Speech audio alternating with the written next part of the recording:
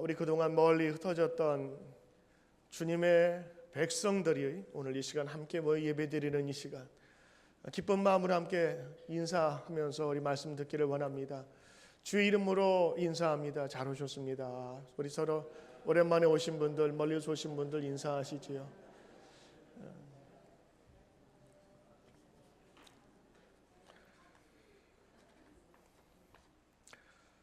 제가 지난 주간 우리 찬양을 듣는데 시와 그림이라고 하는 그 찬양팀이 너는 결단하라라는 그런 찬양을 제가 듣게 되었는데 아주 제가 은혜를 많이 받았어요. 우리 이따 결단의 찬송으로 같이 할 터인데 한번 여러분들 제가 조그만 소리를 할 테니까 여러분도 같이 하실 수 있는 분들은 악보가 있으니까 같이 한번 불러보시지요.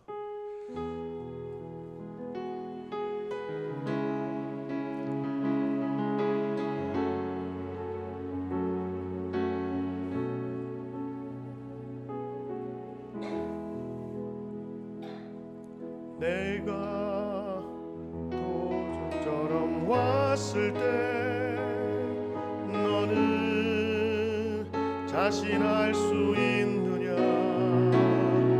내가 한밤중에 왔을 때 너는 나와 갈 수 있느냐? 말씀에 등불이 내 삶에 꺼져 있진 않느냐? 성령의 기름이 오래전 말라 있지는 않느냐? 너는 결단하라.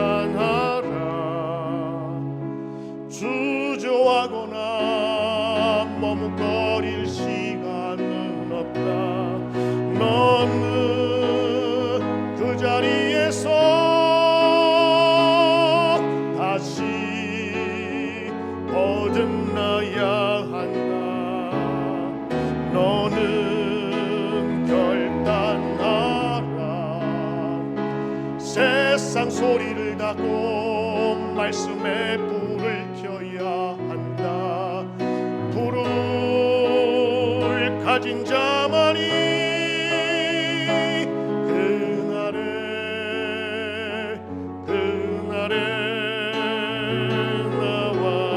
너는 결단하라.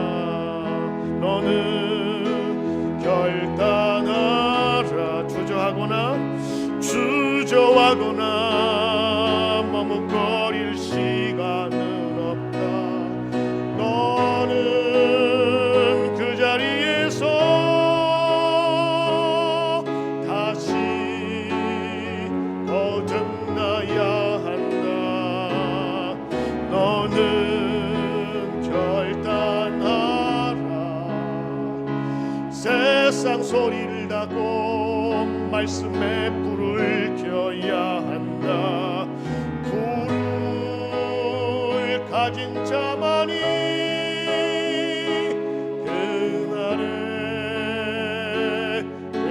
그날에 나와 간다.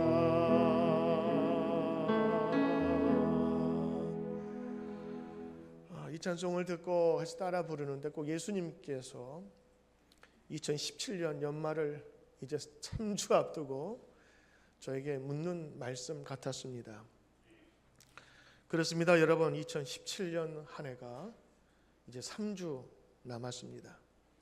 지난주에 시작한 대강절 첫 번째 주가 우리 교회 역사의 시작이라고, 교회 달력의 시작이라고 했고, 예수님께서 오신 그 성탄절은 4주간의 기대하고 고대하고 그리고 소망하던 그 예수님을 기다리는 그 4주간 대강절이라 말씀드렸습니다.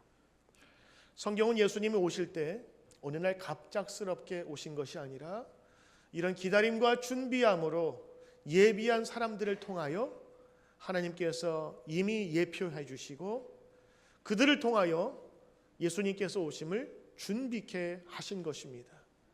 마리아 또한 준비하는 가운데 예수님을 영접하여 그의 아들로 육신으로 태어나게 한 귀한 장본인인 것입니다.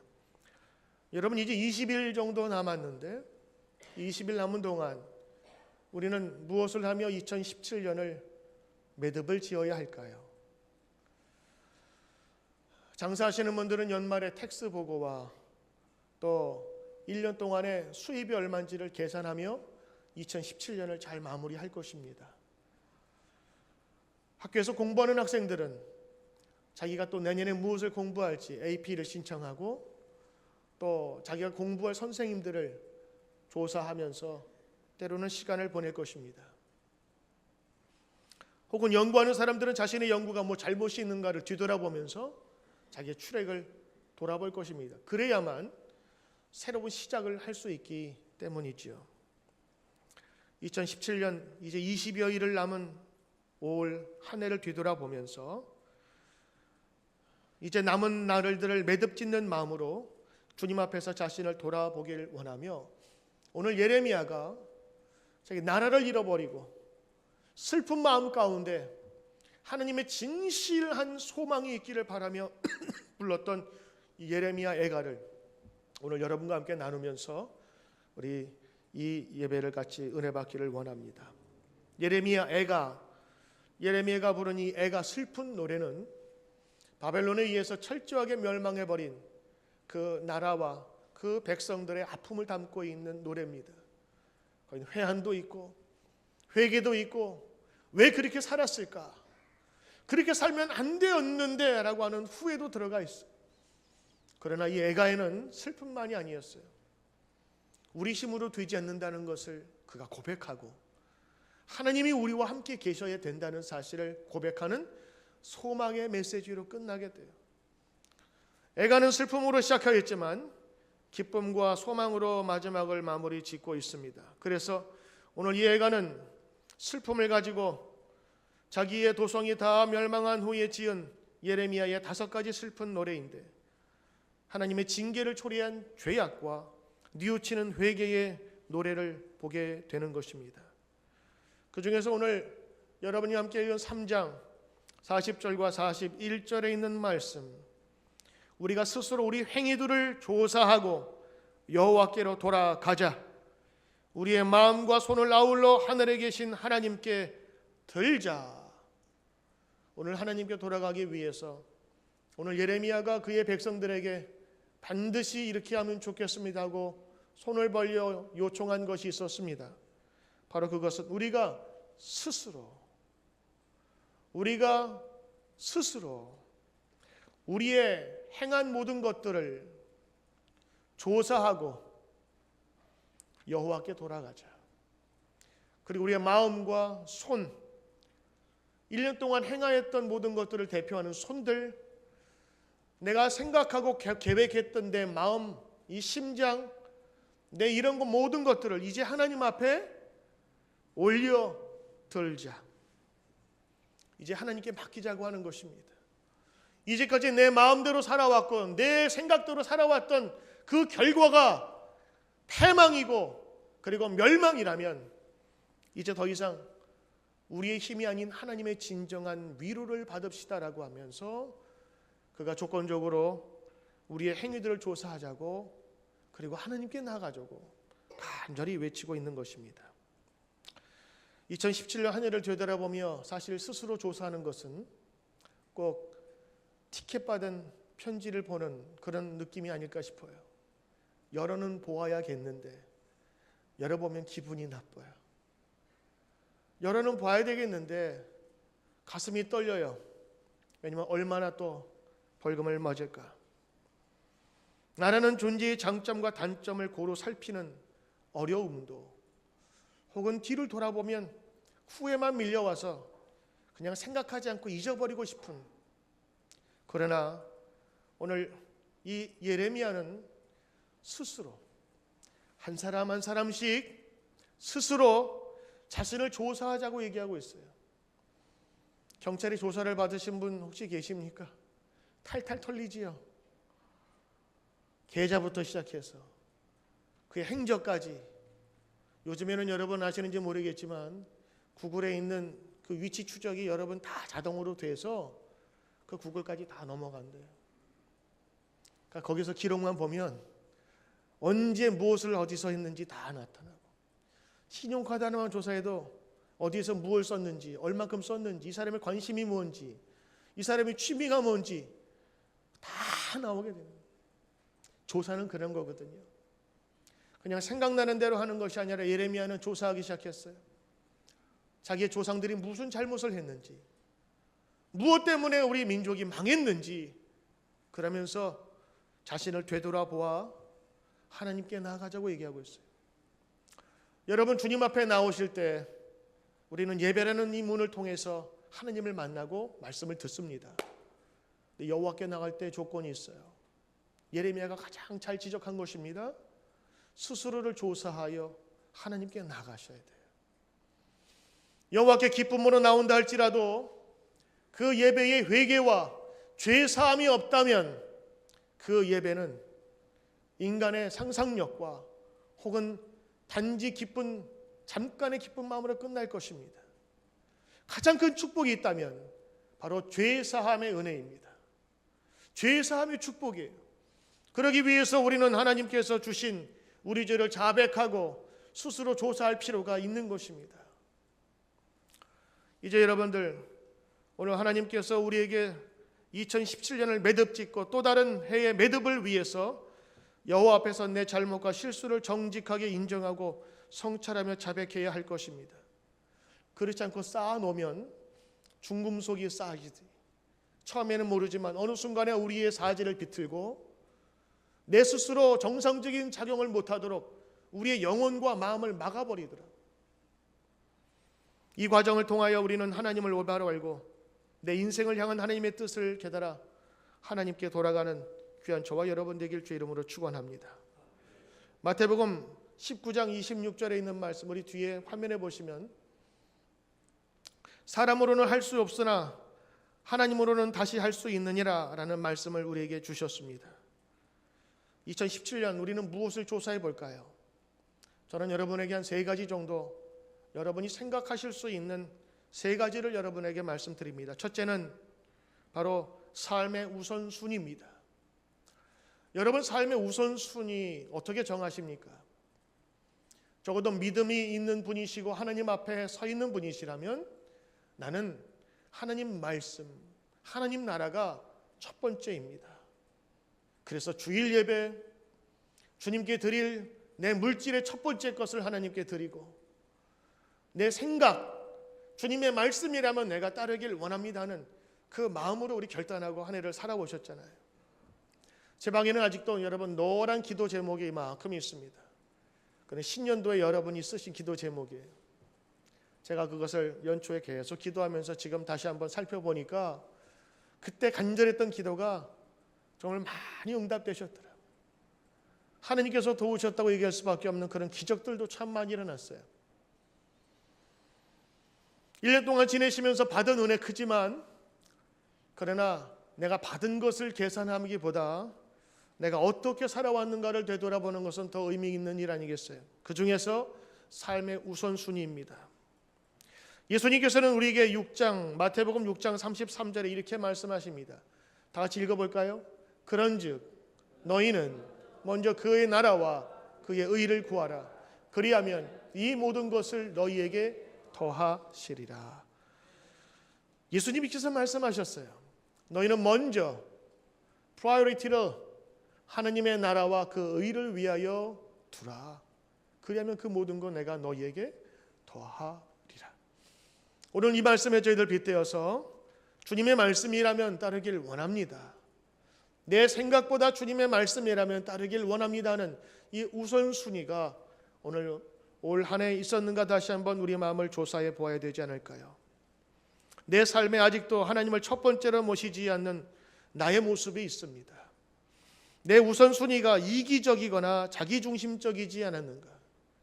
그래서 하나님의 말씀을 묵상하기보다는 내가 경험한 것을 더 묵상하면서 하나님께 나가지 않았는가를. 오늘 우리에게 주신 예수님의 이 말씀은 먼저 우선순위를 가르쳐 주는 겁니다.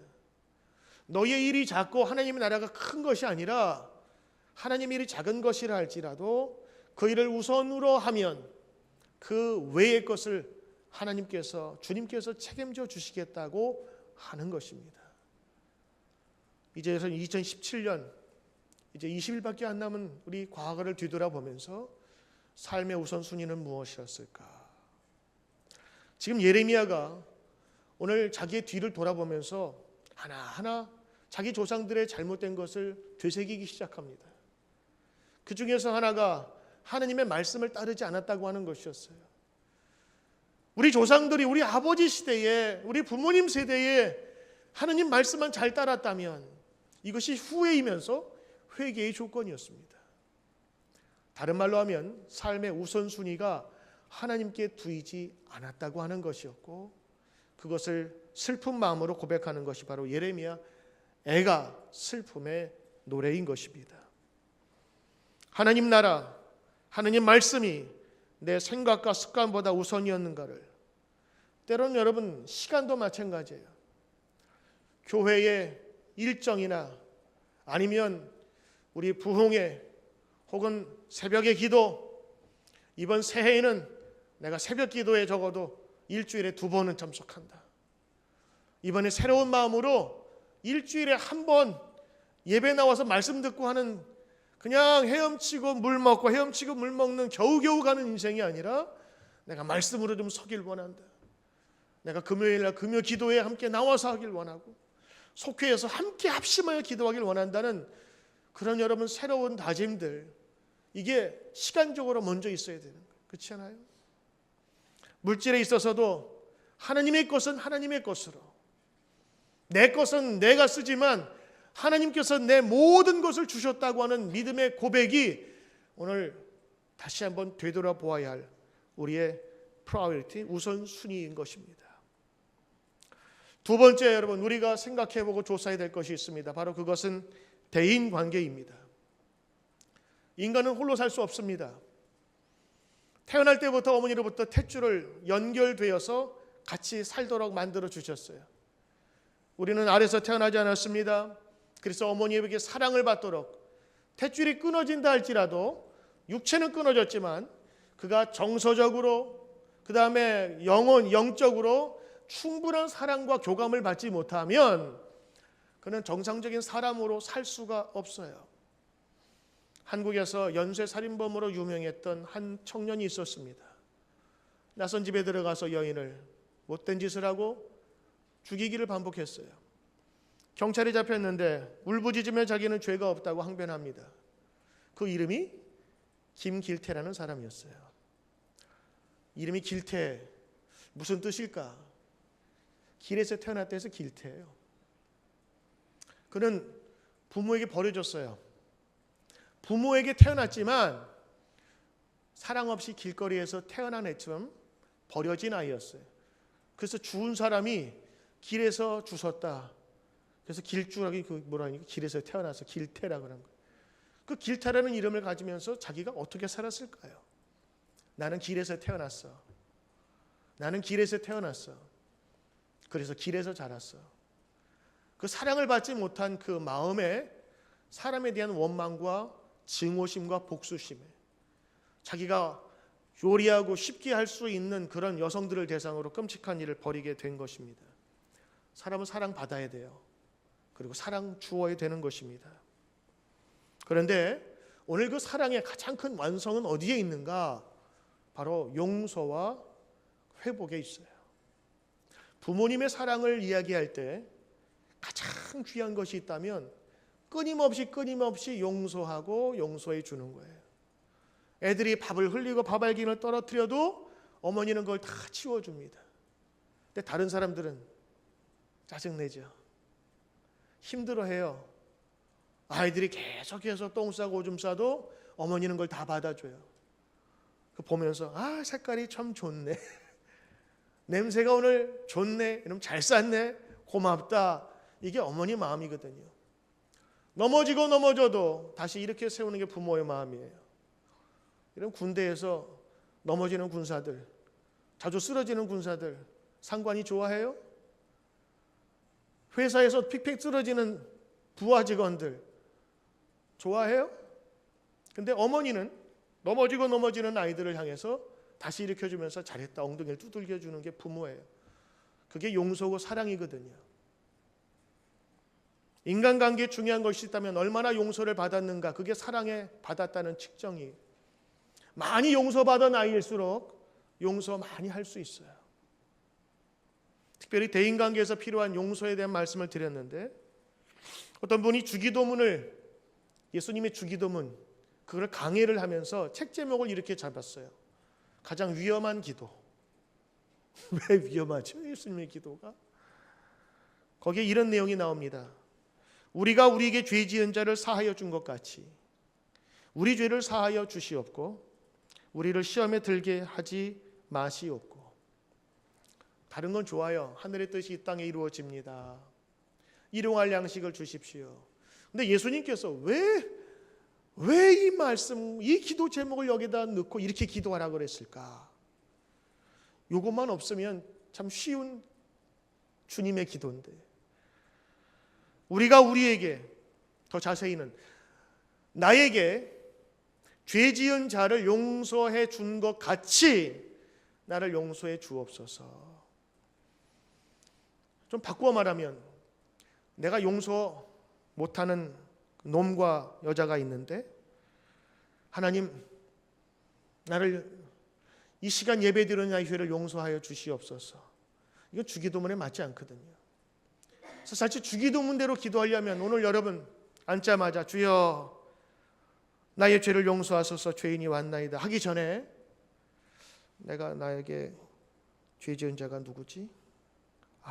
주님, 용서는 안 되지만 용서할 수 있는 마음을 주시옵소서. 그 사람, 그 여자, 용서가 안 되는데 하나님 어떡하죠? 이 기도부터 드려야 되지 않을까요? 주님의 기도가 진짜라면, 그리고 분명한 예수님의 가르침이라면, 오늘 여러분 대인관계 그 다음 장 펴시면 예수님의 기도가 나오는데, 우리 같이 한번 읽어볼까요? 시작. 우리가 우리에게 죄 지은 자를 사하여 준 것 같이 우리 죄를 사하여 주시옵고. 예수님께서 말하고자 했던 것은 그것입니다. 너희가 용서해야 살 수 있다고 하는 거예요. 용서하지 않으면 그것이 너희의 독이 쌓여요. 그래서 매듭을 짓고 새로운 일을 시작하기에 합당치 않다고 하는 것입니다. 근데 여러분, 이런 죄 지은 자 혹은 우리를 분노케 하고 우리를 자유롭지 못하게 하며 억울하게 만들고 비방케 하고 우리 마음을 분욕케 하는 사람들은 사실 먼 데 있는 사람이 아니에요. 가까운 사람, 이익관계에 있는 사람, 때로는 내가 밥을 먹어야 되는 사람, 밥을 먹고 설거지를 누가 해야 되는 신경전을 벌이고 있어야 될 바로 그 사람이 원수일 수 있어요.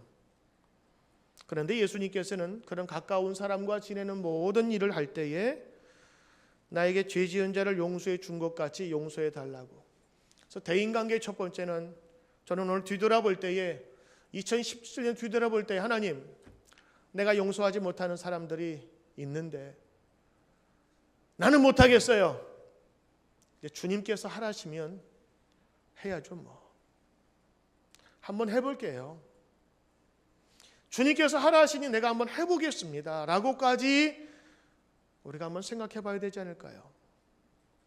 만약 올해 2017년을 되돌아보면서 스스로 조사하되 예수님의 기도처럼 우리가 용서 없이 올 한 해를 지나간다면 그 쌓인 분노와 감정과 찌꺼기들은 새 사람이라고 하는 2018년을 맞는 우리에게는 어울리지 않는 또 다르게 끌려가는 것입니다. 새롭게 끊고 나가기 위해서는 입으로라도 한번 선언해 보는 거예요. 하나님, 나는 못하지만 성령이여 나를 도와주소서. 내가 용서하길 원하나이다. 왜 용서하길 원하느냐? 용서받는 사람을 위해서가 아니에요. 네가 하나님의 자녀라면 너의 영혼과 마음이 깨끗해질 터인데 그 더러워진 분노의 마음을 새롭게 갖기 위해서 새로운 새년을 맞기 위해서는 너희들 그거 가지고는 안 된다라고 하는 거예요. 내가 원망과 용서하지 못함과 시기함이 있는 것을 조사하고 살펴보고 분별해야 되지 않겠어요? 때로는 내가 받은 상처만이 아니라 분명히 내가 준 상처도 여러분 있지 않겠어요? 혹은 내가 비난했거나 나도 모르게 기분에 북받쳐서 험담했던 사람들 뒤올리면서 오늘 이 말씀 되돌아봐야 될 거예요. 만약 이거 해결 안 하고 그냥 간다면 더러운 옷을 입고 대통령 앞에 새로운 2018년 새해를 맞는 만찬에 가는 것과 다를 바가 뭐가 있어요? 거기서는 곳이 더러우니까 눈에 띄기나 하지. 우리는 꽁꽁 감춰두고 분노와 저주와 욕설을 마음에 담아두고 새로운 한 해를 시작한다고요? 우리는 속일 수 있고 사람은 속일 수 있지만 하나님과 우리의 영혼은 속일 수가 없어요. 언젠간 드러나게 되어 있어요. 결국에 그것을 심은 사람은 기도가 막혀요. 분노로 기도할 수 없어요. 왜냐하면 억울하니까요. 억울하게 만드신 하나님이 있는데 무슨 기도가 되겠어요? 분노가 자리 잡으면요, 얼굴에 이미 그 사람이나 비슷한 사람을 만나면 얼굴도 눈도 가지 않게 되어 있어요. 여러분, 교회에서도 마찬가지입니다. 오늘 이 말씀, 우리가 읽은 이 말씀들은요, 믿지 않는 사람에게 주신 말씀이 아니에요. 다 믿는 자에게 주신 하나님의 말씀이었던 것입니다. 가장 위대한 기도이면서 위험한 기도, 내가 다른 사람을 용서해 준 것 같이 나의 죄를 용서해 주옵소서. 그래서 새해를 18년 지나가기 전에 여러분들이 다시 한번 하나님의 용서의 그 은혜를 받기를 원한다면 예수님의 기도처럼 주여 내가 용서하길 원합니다 하는 용서의 선언이 필요할 것입니다. 세 번째, 오늘 2017년을 다시 한번 뒤를 돌아보면서 내가 다시 한번 생각해 봐야 될, 조사해 봐야 될 것이 있다면 바로 삶의 태도입니다. 삶의 태도가 그 사람을 결정하고 그 사람에게 귀한 은혜를 주는 것입니다. 저는 예전에 운동을 배울 때 테니스를 배웠어요. 저희 사는 아파트 옆에 테니스장이 있어가지고 돈을 주고 배웠어요. 한 달에 얼마를 주고 새벽마다 나가는데 제가 테니스를 처음 치니까 저에게 그 가르치는 선생님이 하지간 일주일 동안을 나갈 때마다 공은 안 치게 하고 폼만 가르치는 거예요. 자, 하나, 둘, 하나, 둘. 내가 이거 배우려고 돈 주고 여기 왔나? 치려고 해도 안 돼요. 벽보기 치면서 나는 따로 연습을 하고 싶으면서 다 치고 싶었는데 강사님하고 하나, 둘, 하나, 둘. 일주일 정도 지나고 나서 그 폼이 되니까 그때부터 공을 하나씩 던져주면서 그 폼대로 가르쳐 주시더라고요. 제가 그때 많이 느꼈어요. 처음에 공 가지고 놀면 그 폼대로 할 수는 있는데 똑딱이처럼 치는 거예요. 통, 통. 근데 가르치는 분은 그 폼을 보는 거예요. 여러분 수영 배우셨잖아요. 음파. 배우신 분은 무슨 말인지 알죠? 음파부터 배워야 더 깊은 수영을 할 때도 자기 숨을 조절할 수가 있는 거예요. 저는 음파를 못 배웠어요. 그래서 하면 안 나와요. 배운 사람하고 틀리더라고요. 제 여동생은 스케이트를 옛날 동대문 운동장에서 배웠어요. 돈 주고. 저는 돈이 없어서 동생 하는 거 뒤에서 보면서 따라서 했는데 확실히 배운 사람이 틀려요. 왜냐하면 그 폼은 가장 빠르고 가장 효율적으로 만들기 위해서 폼이 만들어진 거거든요. 그것만 배우면 다른 것 응용할 수가 있는 거예요. 여러분, 인생의 경기장이라고 하는 우리의 삶 속에서도 폼이 필요해요. 그건 삶의 자세거든요. 멋대로 살 수 있어요. 그런데 그것이 빠르진 않아요. 효율적이진 않아요. 오늘 사도 바울은 에베소서 4장 31절에 이렇게 교인들에게 이야기를 하고 있습니다. 다시 한번 읽어볼까요? 너희는 모든 악독과 노함과 분냄과 떠드는 것과 비방하는 것들을 모든 악의와 함께 버리고. 이 당시에 있는 교인들도 예수님을 믿으면서 이렇게 살았나 봐요. 악독이 있대요. 노함이 있대요. 분냄이 화가 난대요. 떠든대요. 다른 사람을 잘곤잘곤 잘 씹는데요. 그런데 그 모든 것의 배경에는 악한 의도가 있는 거예요. 저 사람 꼴 보기 싫으니까 아주 내려버려야지 하는 악한 마음이 그 속에 있다고. 여러분, 초신자에게 주는 말씀 아닙니다. 선전용구 아닙니다. 이 말은 그가 처음에 세웠던 에베소 교회, 그리고 가장 교인들하고 많이 말씀을 가르쳤던 이 에베소 지역, 그래서 기적도 많이 일어나고 하나님의 말씀의 간증들이 많았던 에베소 지역에 있는 그 사랑하는 교인들에게 간절한 마음으로 그의 말년에 보낸 서신이잖아요. 근데 그 교인들도 이렇게 살았대요. 악독을 버리고 노함과 분냄과 떠드는 것, 그거 다 버리고 우리 삽시다. 2017년 우리의 삶이 어땠는가를 되돌아보면 이와 다르지 않다고 저는 생각해요. 왜냐하면 제가 그랬으니까요.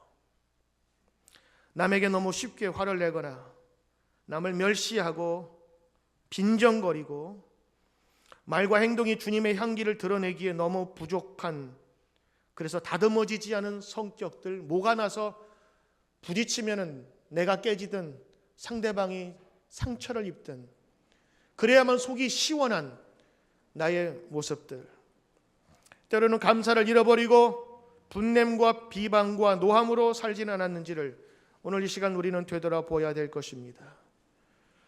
오늘 사도 바울은 또 다른 교회에 이거보다 더 나아가서 너희들은 이런 사람이 되라고 얘기를 합니다. 골로새서 3장 9절에 보면 같이 읽어보죠. 시작. 너희가 서로 거짓말을 하지 말라. 옛사람과 그의 행위를 벗어버리고 10절. 새 사람을 입었으니 이는 자기를 창조하신 이의 형상을 따라 지식에까지 새롭게 하심을 입은 자니라.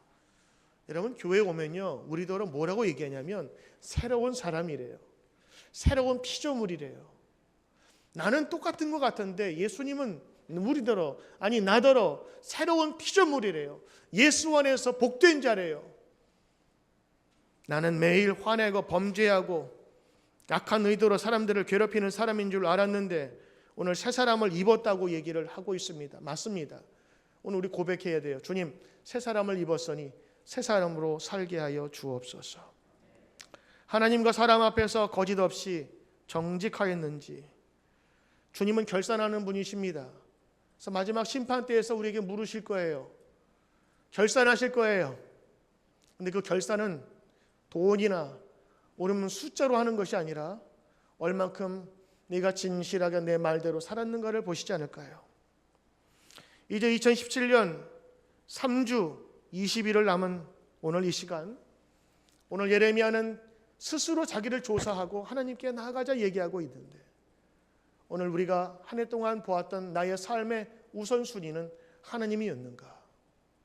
두 번째, 오늘 우리 대인관계 속에서 정말 하나님 보시기에 기쁜 사람으로 살았는가? 세 번째는 나의 삶의 태도가 바로 하나님의 마음을 담는, 예수님의 마음을 담는 그런 삶이었는가를 스스로 조사하며 2017년을 잘 매듭지어서 우리 새로운 한 해에는 다시 한번 새로운 모습으로 오늘 새로운 사람을 입으라라고 하는 그 선언을 마음속에 담아 주님께 나아가는 저와 여러분 되시길 주의 이름으로 축원합니다. 기도하겠습니다.